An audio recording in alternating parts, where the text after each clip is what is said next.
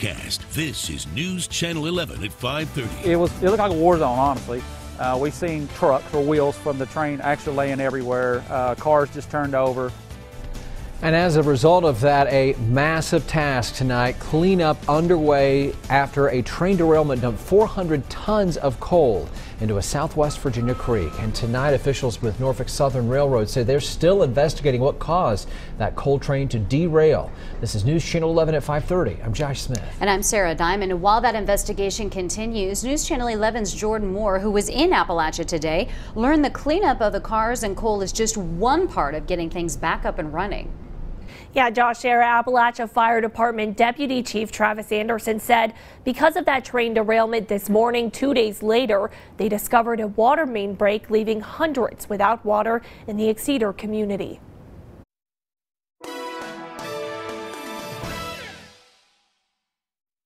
They initially got to the original break where the derailment was at, and our storage tank that's actually in Exeter actually depleted. I'd say total numbers would be between 150 and 200 people that we're looking being affected right now. That was the estimated number of people left without water in the Exeter community Monday afternoon. 2 days after a coal train derailed near Appalachia, Virginia in Wise County. While Appalachia's Deputy Fire Chief Travis Anderson was focused on the safety of the people around the cleanup, there was still plenty to do on site. A total of 38 cars derailed, dumping 400 tons of coal into Pigeon Creek.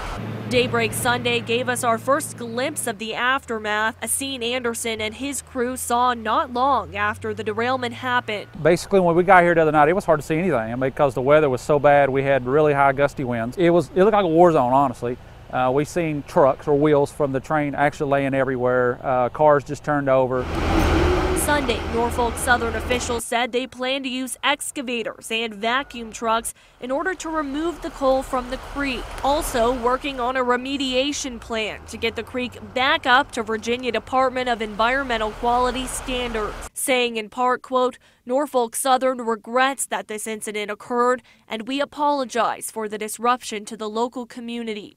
The cause of the derailment remains under investigation. I know it's causing a lot of problems for people, but you know, the way we look at it in our line of work, you know what? There's no injuries, everybody's safe, everybody went home. So that's the most important thing here.